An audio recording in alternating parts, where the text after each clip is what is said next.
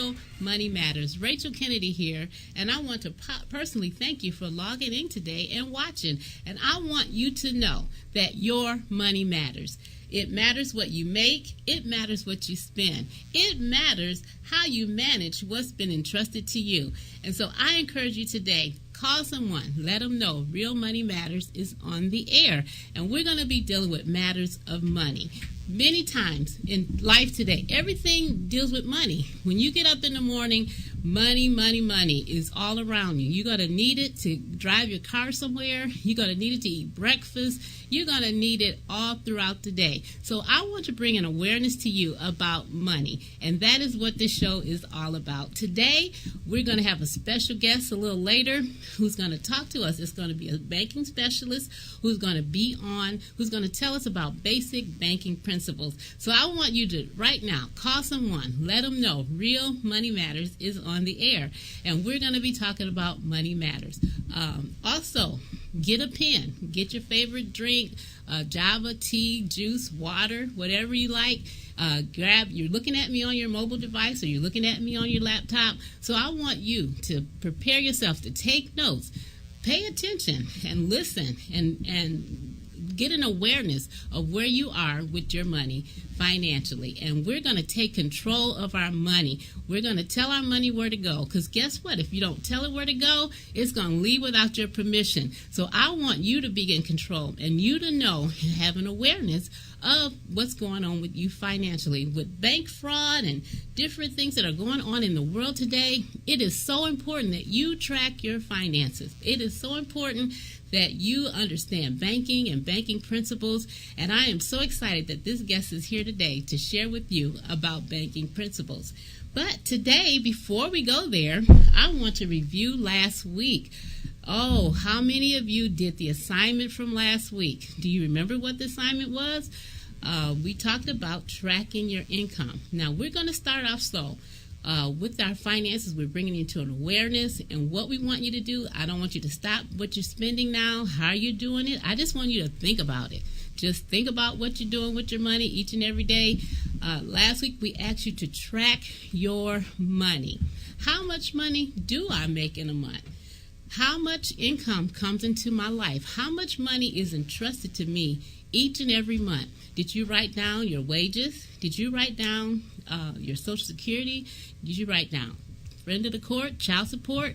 I don't know. Whatever your sources were, I asked you to write them all down. Now, how many of you were surprised at how much money you really bring in a month? Were you surprised how much it was? Or were you surprised how little it was? I don't know. But it's an awareness. Now you know. That's the beginning. Half the battle is knowing. I believe G.I. Joe or someone said that half the battle is knowing. So, knowing. And you know what the Bible says about knowing? It says the lack of knowledge, we're destroyed because of the lack of knowledge. What you don't know, it will destroy you. So, we're trying to bring an awareness to you about your finances. So, hopefully you tracked how much money you made and how much you brought in, and now you know. We talked about not living beyond your means, but a lot of people don't even know what their means are. So hopefully the assignment from last week, you were able to get an idea of where you are financially. Now that you've identified how much money comes in, you know what's next, right? Yes, we're going to track what you spend out. That's going to be the next part of phase of our tracking. So next week, now that you know how much income you have, now, I want you to start thinking about your expenses. Now, this might be asking a little much, but I want you to write it down. Get a notebook or just have an envelope and get a receipt. Every time you spend money, get a receipt. Even if you just buy something, juice at the store, bag of chips, go get your favorite cup of coffee from your favorite place. Get a receipt. Get in the habit of getting receipts. If you don't want to write it down, that might be a little tedious. But if you get a receipt for everything that you purchase, then you can begin to track your money, especially cash. Cash gets away so fast. As soon as you have cash money in your hand, it's gone before you realize it. So now what I want you to do is bring an awareness of your spending habits. Now we have our regular bills that we pay. whether you pay them every week, or whether you pay them every other week, or whether you pay them once a month. There are certain things that you know to pay. So you're going to automatically write those things down, like your mortgage or your rent. That's a standard. But, your utilities, unless you're on a payment plan, those amounts change each month. So, but by now, they've already sent you the bill for June, so you already know what those are.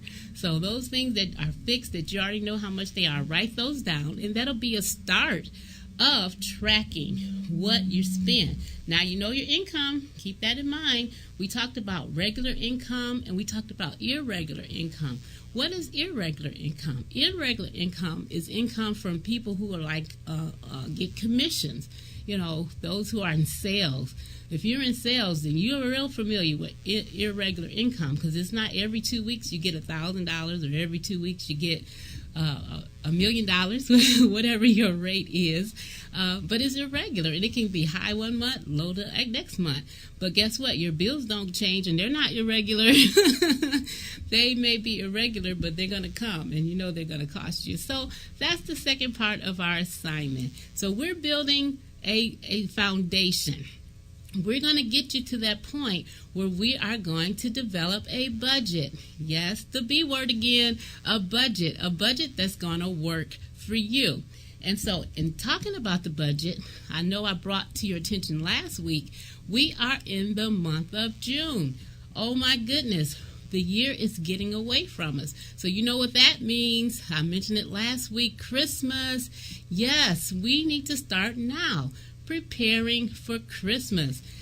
Now we have 201 days. You have 201 days to start that Christmas shopping. Start developing your list. You want to make sure you don't leave anybody out. You will be so surprised. This year you can get a Christmas gifts for everybody in your family. Why? Because you're going to start in June, and you're not going to wait till November. And November is the crunch zone. What you want to do is develop your Christmas budget now. Start putting it and adding it now into your regular budget. Because realize, when we build a budget, and we're going to build a budget, and we're going to help you step by step to build a budget, it's a budget for you that works for you. Every month is different. And what I want you to do, and I want you to learn, is that you're going to have to tell your money where to go every month. Every month, you're going to have to assign it to a particular item. We talked about last week about a pie, about the analogy of your income and your expenses, there being a pie. And you only have so much of it. Once you eat it all up, it's all gone. So you're going to have a pie, and you're going to divide it. Depending on how big a piece someone wants will determine how much they get of the pie. And so you have a responsibility to divide that pie evenly so that everyone gets a piece and that everyone partakes of that budget, of that income. So that's where we're going to look at our expenses. We talked about the percentages last week, and we're going to get into those a little later. That was such a big topic, and I hope you were able to go back and review it on demand. And I just want to pause and say, if you're not able to catch the show live, Kevin Lewis has made it available. You can go on demand, and you can log in anytime. So if you're at work, we want you to work. We don't want you to watch the program while you're working, because you could lose your job. So we need that income. So keep working, and just know that you can log in at a later date and watch the program at your leisure and be able to take notes and rewind it. And so that is the assignment for the week. Track your income. We want to tell you the quote for today. I do have a quote for today. And my quote today is, don't spend your money on things you want, because tomorrow you won't have it for things you need. That's something to think about. If I'll go out and you start wanting things, you never know when something comes up that you might need something. I tell you, I had a week this week where I had a whole lot of unexpected things that went on with my finances.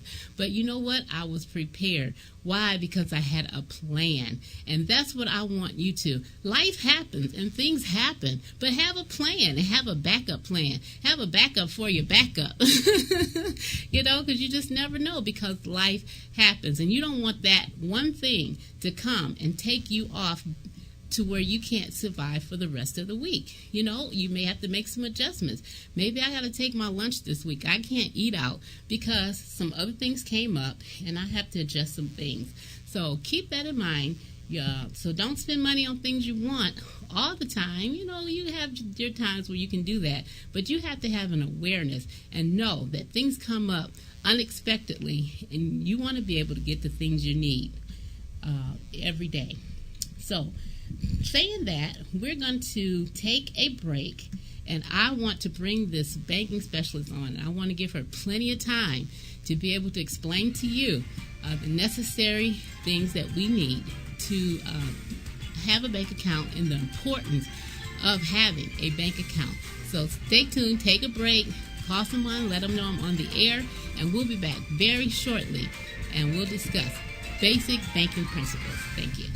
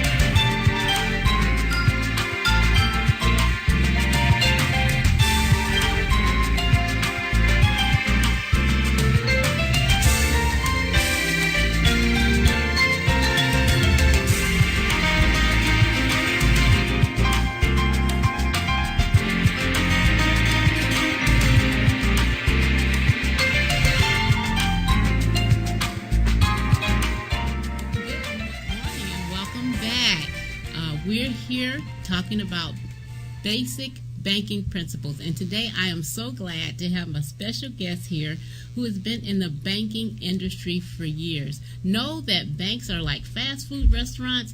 All of them basically do the same thing, but they have special things that you like more than others. So it's important for you to investigate and know what bank works for you. And so today we have a banking specialist that's here. This is Miss Tanisha. She came and joined us on the set. Welcome, and thank you for coming. How are you today? I'm doing fine. You're Thanks doing for well. having me. You're welcome. You know what? My listeners here, we're building a awareness of money, and banks are a big part of money. That's their industry. So, but before we get into it, just tell us a little bit about yourself. You know, how long you've been in banking, how did you get involved, and what do you like about banking? Well, I like banking because money matters. Yes, Just like thank you said. you. Yes, I love this lady. I started right out of college, Okay. and I've been in the industry over 20 years now. I like helping people save money for the things that they need and the things that they love, Yes. including retirement. That's something we all want to do. Oh, my So, goodness. Yes, that is much needed. I like helping people, and that's really what banking is about. Because just like you said, there's one on every corner. Yes, it is. And I know that you're going to share some things with us today just to tell us why is it important even for people to use a bank. Why is that important? Well, banks offer some benefits. One would be that they do pay interest. Okay. They are also insured by the Federal Deposit Insurance Corporation, FDIC. A lot of people have heard that acronym. In addition, you said it yourself before, once the money is gone, cash money is gone, it's gone. So Yes. money is safer in a bank. Yes. Yes. Yes. So there's that safety there. So just a little bit, just tell them what interest is. What is interest? Yes. It is a percentage that you are paid, depending on the type of account that you have, on the money that you have in the bank. Okay. So interest, so we just want to break everything down to terms where everybody understands, you know, like, well, what is interest? You know, you may not even know. And the FDIC, how much do they insure your money for? It just depends on the type of account. There are Okay. different parameters. Okay, Yeah. okay. It can be very complicated. Okay, So, okay. So those are important things you need to know. You need to know how much your money is insured for. Okay, cool. And it is safer. That's right. You know, if you put your money, you know, like under your mattress or somewhere, you know, anything can happen, you know, if somebody can find your stash, you never know. Exactly. So I agree that definitely banks are safer. Now, what are some reasons, you know, people may choose not to use a bank? Well, it could stem from lack of knowledge. It could stem from fear due to that lack of knowledge. If you don't know how banks work, it could be, you know, frightening to think of going into one and getting involved. It could be because they've had an unfavorable banking experience in the past. Yes. So, yes, so there's lots of different reasons. Everyone has their reason why they may not bank with a bank, but I certainly do encourage it. Yes, definitely. Well, you know, and we have to get into the new. We have to come into the new. Now, banks are the way of life. I mean, that's the way you do it, and that's the way you can, like you said, make your money more safe. Now, what is important? How does a person find a bank to use? I mean, what do you look for when you want to, you know, find a bank? What are things you look for? Well, it's important that the bank meets the needs of the consumer. So whatever things that are important to you are those things that you look for in a bank. And when you're searching, you're comparing features and benefits, obviously. But there's some questions that maybe you might want to ask yourself when you're out there looking at these different banks. Some of the questions would be, where is the bank headquartered? Okay. Okay. Is the bank involved in community service at all? Okay. Does the bank have enough locations for you to get to Right. your money? Oh, that is so important. Location. That's right. I That's know, right. especially when you're trying to find an ATM machine or something like that. Exactly. You know, you want to make sure that it's convenient. Right. Because if it's convenient, then you'll use it. If it's not convenient, then you'll have a tendency of not wanting to go to the bank. It'll become a a chore. A chore or something. I tell you, wherever bank I bank with, I know where everyone is.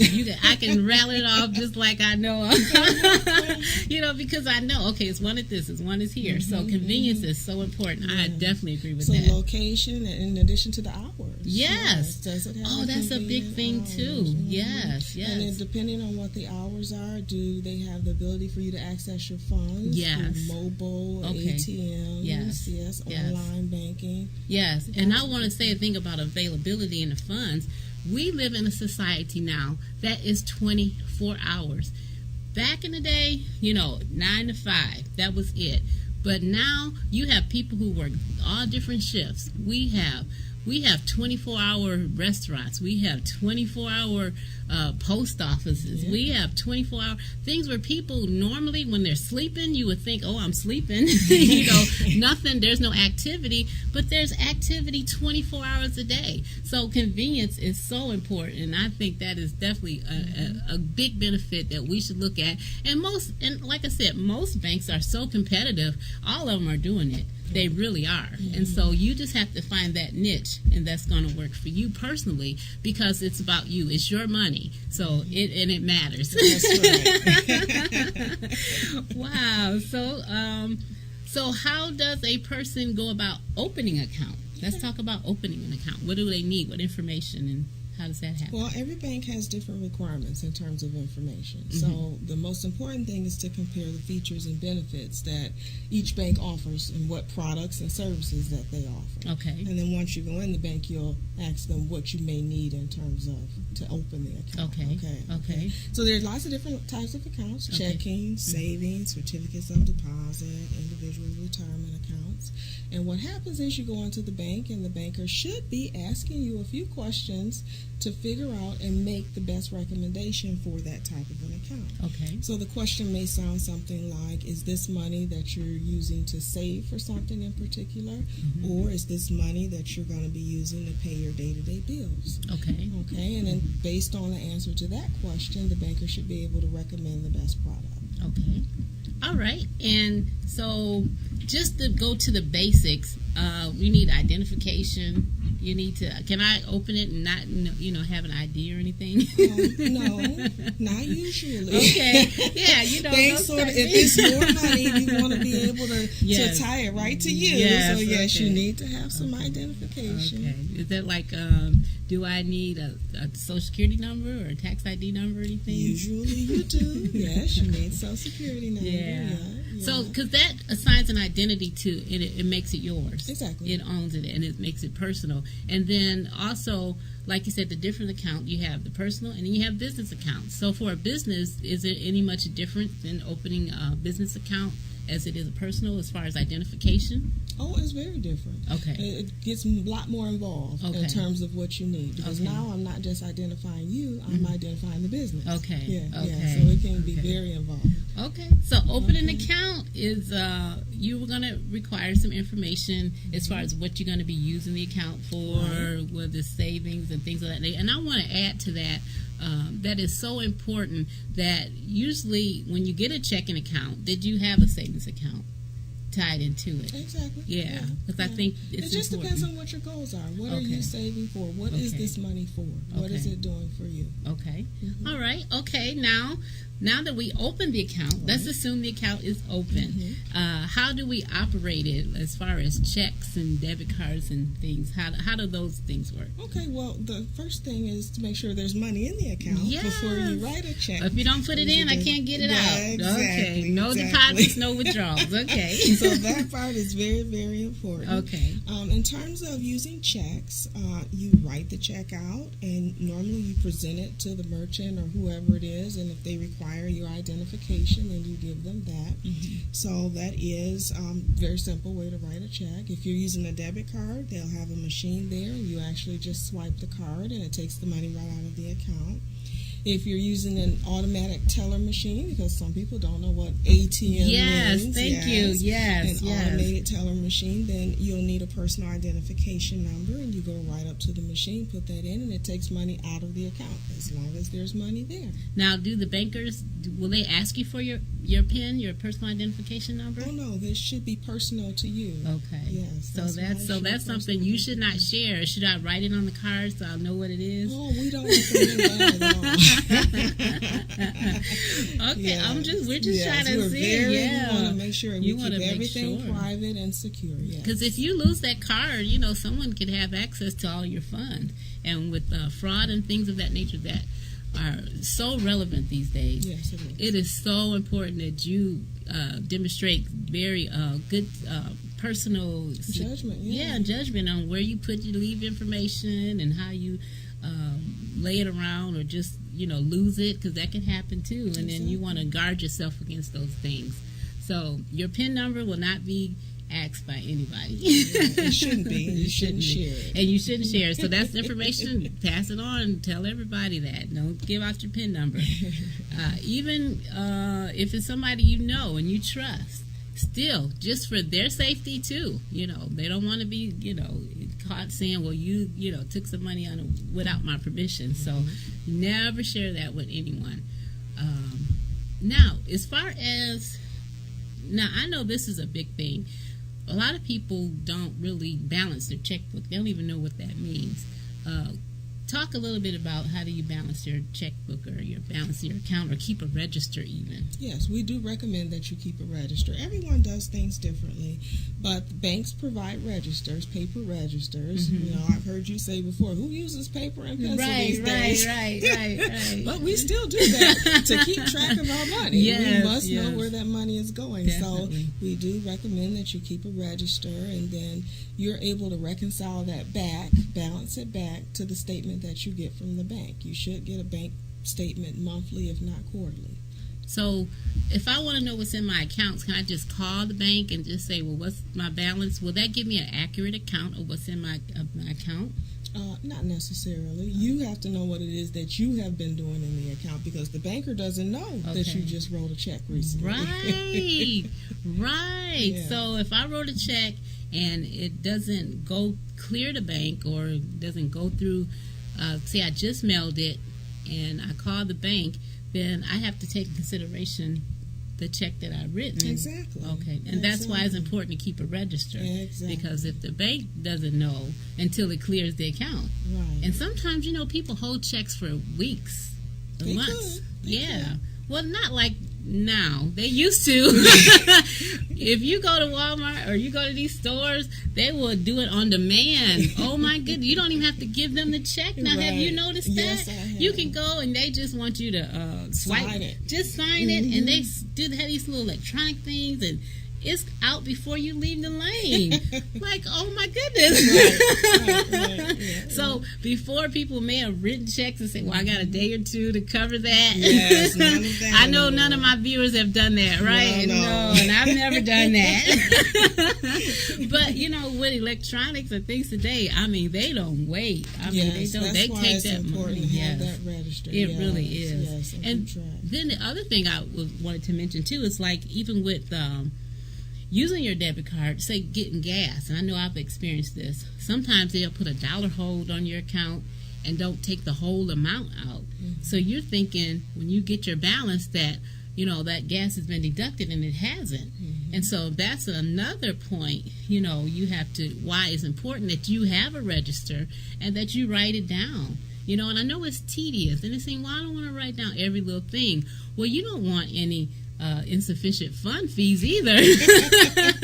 And we're going to talk about that. I think I'm getting a little ahead of you there. That's okay. She's a specialist. I'm just here. We know what we don't want. Right, we know what we don't want. We don't want fees, because those fees have increased. So since I'm talking about this, why don't you kind of tell us about overdraft and, how that works and what, the consequences of it and all of that. Yeah, overdrafting the account basically means that you have attempted to take more out of the account than what's in it. Wow. That's just the basics That's of the it. bottom line. Yes, you have gone negative. So Yes, the consequences of it is usually fees. Yes, fees from the bank, and then you can also have fees from whoever the merchant was, whoever you gave that check to. Yes. So the most important thing is to make sure the money is there before you actually use the check, debit card, ATM, because otherwise you could really run into an issue. Yes, and then if you allow that amount to accumulate over days and weeks, eventually the bank is going to close your account.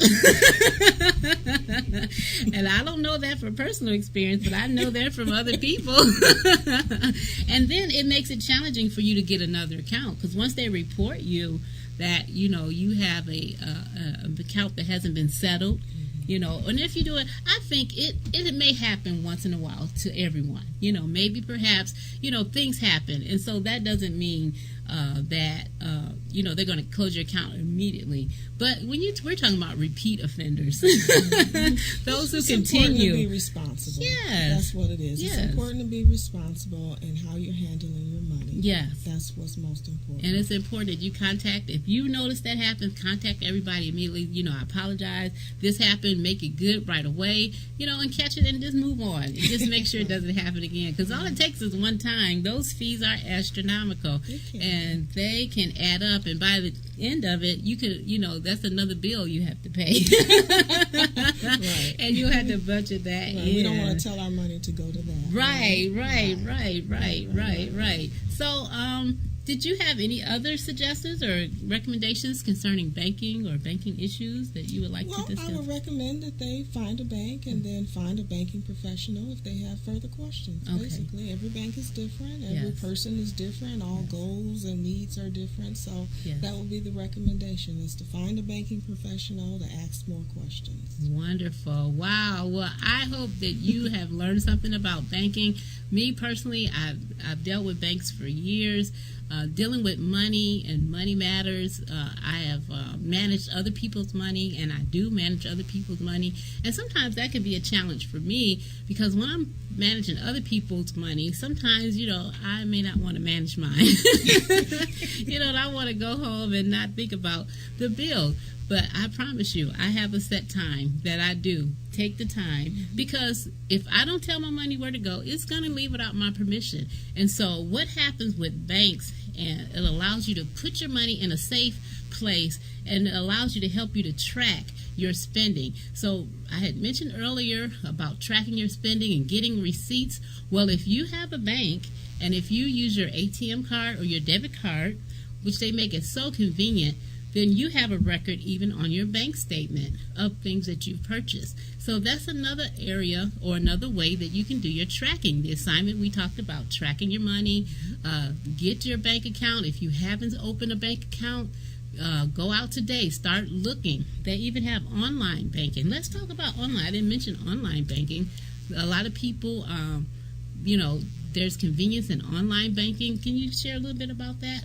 Well, it just depends. All banks, have different services and products. You may have a bank that offers the ability to open an account online. So it just depends. Again, you're doing the same process. You're comparing features and benefits.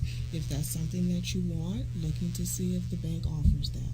And then it's a good feature when you do open your account to have online banking, because if you watch your account, with bank fraud being so prevalent today, it's important that you check your account. Maybe not like me. Now, I check my accounts every day. And some people might say, well, that's a little excessive. But not for me, because I even had a situation this week where there was bank fraud on my account, where they went in and they took money out that we didn't authorize them to take out. So by me checking it every day and being aware of what's going on, I was able to stop it, and they weren't able to take a lot of our money out. So maybe you don't have to check it every day. I'm a little compulsive with that. But at least once a week, and then it'll help you see what you're tracking your money. A lot of times we'll use our debit card or get the ATM, and we're not even aware that we're spending money, the way we're spending it. So it is so important that you find yourself a bank that works for you. Remember the convenience of it, in your neighborhood. Think about that. Maybe even on your way to work. You go to work every day or all week long, somewhere that's close to your job. I think direct deposit. We didn't talk about direct deposit, and I'm just talking as I'm going here. I'm thinking about things. On your job, some people get a paper check. Some people have direct deposit. What is that? If you're connected to a bank, your money can already be there. You don't have to go stand in line, with your paper check. And I know a lot of employers are even getting away from even distributing your paper checks, and that's just saving money. Some employers are even offering your money to go on a debit card if you don't have a bank account. But bank accounts are so convenient, and usually if you have direct deposit, you usually have free banking normally. That's my experience, and so we want you to look into that. If there's a bank by your job, and then don't always go by convenience. Go by who's going to serve you the best, who's going to help you manage your money the best, and who's going to allow you to grow and offer you the savings and things that you need as well. Exactly. And while I'm on that line, I'm just thinking here about payroll deductions. I know that just sounds a little off, but payroll deductions, I'm thinking a good way to save money is have your money payroll deducted. Because once you leave your account and it goes into an account, then it's not there, you're not thinking about it. And so a lot of times if you take it upon yourself to go get money, put it in the savings account, it may not make it there. But if you do those payroll deductions, I tell you, I love those. You don't even think about it, and that's just already budgeted out towards your savings. So hopefully you learned something. Thank you so much for joining us and sharing your experience on banking. Sure, thanks for having me. Yes, and so we'll have to have you come back again maybe and talk about investing or something like that. We're at the beginning stages of Money Matters. And so investing, at some point we'll talk about investing and loans and things of that nature. But today I just wanted to give you the basic principles on opening an account, choosing a bank that works for you, and how banks work.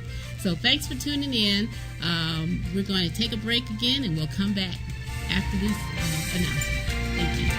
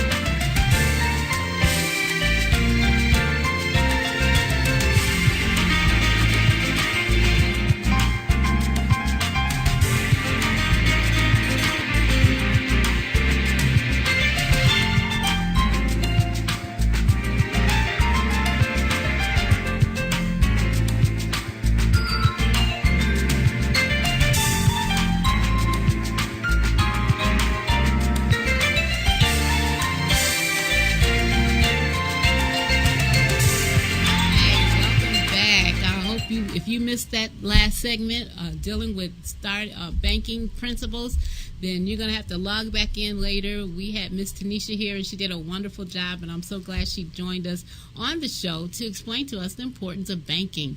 And so I encourage you, go out today. If you don't have an account, or if you haven't started a bank account, I encourage you today, go out, open up an account. Find a bank that's going to be convenient and works for you, because you know why? Your money matters. Your money matters. And so today we're going to wrap it up with a few things we reviewed from last week. We're going to open back up. I want to remind you of your assignment, and your assignment this week is to track your income. I'm sorry, you track your expenses. Last week you tracked your income, and you know how much money you bring in on a monthly basis. And then also we're going to deal with ways to increase your monthly income as well.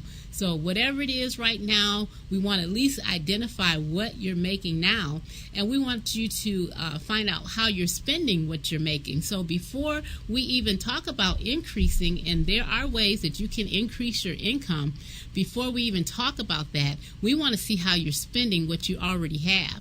Because what we don't want to happen is for you to make more money and spend more money. So what I want you to do is this week, like I said, track your spending. Track what you're spending your money on. And don't change anything. Don't say, oh, now I'm tracking it and I gotta I'm not gonna spend it like this. Spend it however you're spending it, because it's gonna help you be aware of how your spending habits are and what they are. And it will help you to identify if you need to change your spending habits and what you're doing. So this week's assignment, write it down. If you have a bank account, use your debit card, and that'll help you go online if you're not signed on to online banking. A lot of people are afraid of that, but it is secure. It really is. And the banks, they go out their way to make sure that those sites are secure. You have your own personal login and password that no one else has. So I encourage you, in this day and time with computers, log in. Learn how to use online banking to track your money as well, and especially when you use your debit card. And they'll allow you to use it for $1 purchase, $2 purchases. So it'll help you to track every dollar spent, because this is what I want you to do. When we get into the budgets, we want you to start telling your money where to go. That's right. Even if you blow it, I want you to tell it, I'm going to blow this money. At least you're in control of it and you know what you're doing. So we're going to track our spending this week. We're going to find out what we're spending our money on. Last week we talked also about the purpose of money, and so we're going to review a little bit about that. The purpose of our money is for survival. We need it for our basic needs, for food, clothes, and shelter. We need it for comfort. And sometimes the more money you have, you can have better food, better clothes, better shelter, things of that nature. So we want to, and it'll bring you control and freedom. You want to get a freedom about your money. And I think knowing where your money is going gives you a freedom of knowing, especially when you know you're managing it well. You worked hard for your money. You worked hard. I talked about this before. You get up, and I keep saying this because I want you to be aware that, yes, you've put in, you've given part of your life up to earn these wages, so it's important that you manage it and manage it well. I talked about our percentages last week, the recommended category percentages for your family budget, and we're going to go over a few of those right now. One of the most difficult things when you're setting a budget for the first time is figuring out how much you should spend in each category. So with the assignment for this week, that's going to help you. The whole purpose of the budget is to set you straight on your spending habits and bring them back in line. So maybe your spending habits have gotten out of line, and so this budget is going to help you to bring it back into line and get it back in order and have you in control of what your money is going. These are the averages that I gave you last week. Know that spending varies by your income level, and your cost of your expenses depends on your family size, and it depends on where you live as well. In some areas, it costs more to live. So all of these things are factored into a budget and your budget. So every family and individual is different. There is no perfect combination. There's no perfect situation. So don't think, oh, well, I don't make this much money. I don't only make so much, so my situation is not right or it's not perfect. No one's situation is perfect, but your situation is perfect for you. So whatever you manage, whatever you bring in, we want you to start identifying your categories. So we talked about our housing. Housing, I'm telling you, it takes up most of your income. So you have to evaluate your housing, your rent, your mortgage, your utilities, all that stuff. You have control over it. So you're able to know how your household, how you want to live. And you want to be comfortable and you want to live a comfortable life, and know that most of your income comes from housing, or most of your income goes to cover your housing. And that percentage is 25 to 35%. Keep in mind, these are just averages. These are averages over the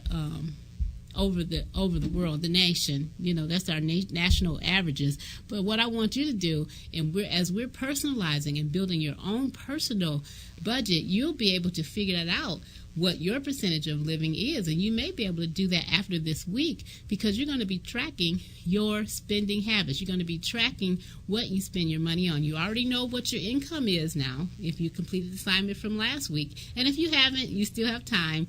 So you just have to play catch up. You have to do the income and the expenses. So you have to do it double time. But if you just do each assignment each week, you'll see that we're building a process. And I also need to let you know, I want to hear from you. Oh my goodness, please let me know how things are going.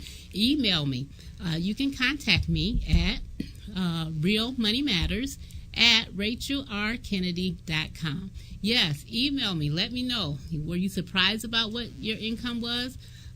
Did you have any questions about how to track your income or anything of that nature? Call me or write or email me at Real Money Matters at RachelRKennedy.com. And you feel free to call the studio while I'm here from 10 to 11 every Friday. And if you'd like to call into the studio, that number is 248-996-8954. Again, feel free to call into the studio. I'm here from 10 to 11 every Friday, 248-996-8954, and we will take your call gladly.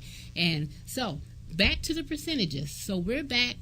Our housing is 25 to 35%. Your utilities, we're going over these percentages again. The utilities, we're talking about 5 to 10%. Now keep in mind, I love the analogy of a pie, thinking of this as a pie, and that you're dividing it up based on the need of the person getting a piece, how much they need. And so these are the national averages. Utilities, we talked about the cost of utilities depending on your family size. That will determine also, how much your utilities are. And know, too, that in the summertime, guess what? Your gas bill is lower than in the wintertime. But what you want to do is you want to budget it for the whole year. Get an average of what you spend. Some of the utility companies allow you to be on a budget plan so that you'll know what your costs are every month.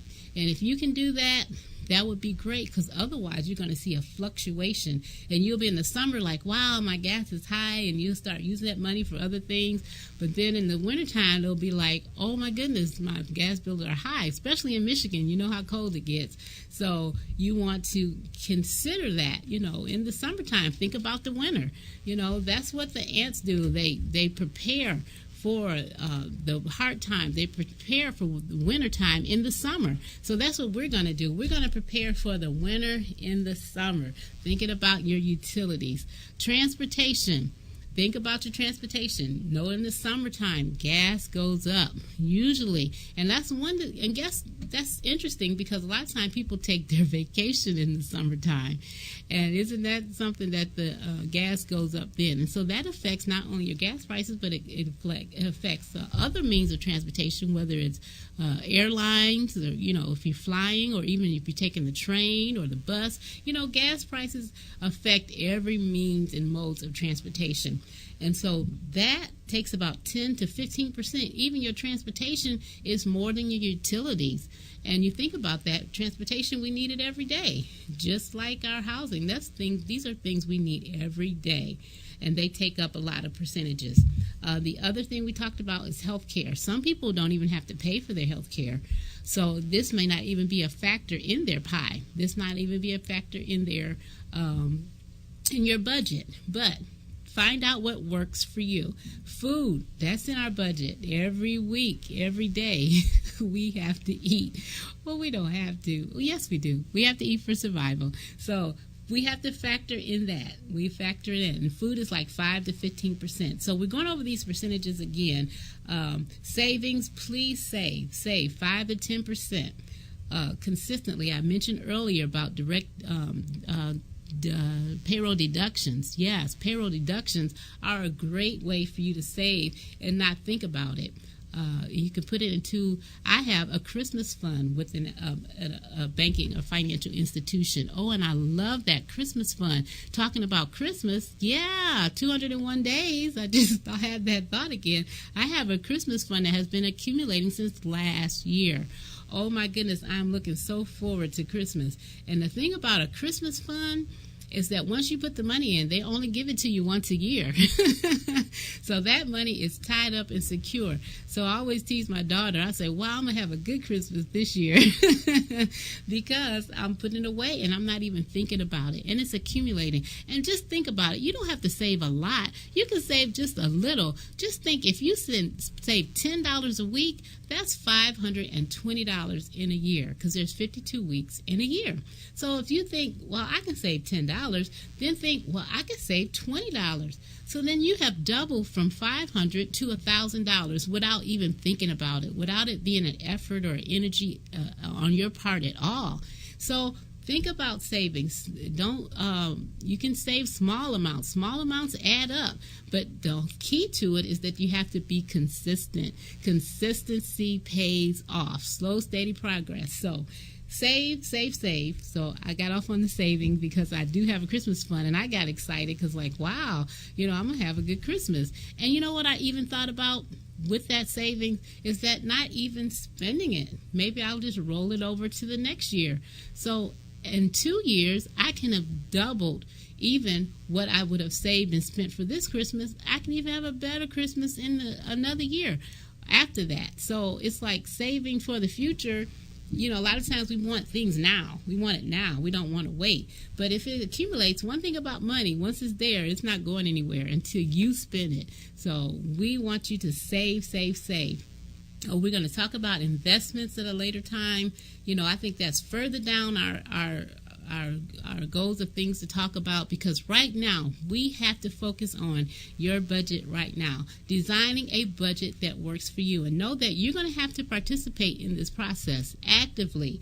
You're going to have to take the responsibility and the ownership of managing your money and knowing where your money goes, because your money matters. Your money matters. Oh my goodness, I'm running out of time and I didn't even realize that I'm just talking here, but I'm so glad that you are tuning in each week to view us. We are talking about Real Money Matters. Your money matters. It matters what you make. It matters what you spend. It matters what you manage and how you manage what's been entrusted to you. So please contact me by email at realmoneymatters@rachelrkennedy.com. I'd love to hear from you. Until next week, thank you so much for tuning in. I enjoy my time with you every week. Until next week, make good choices. And remember, your money matters.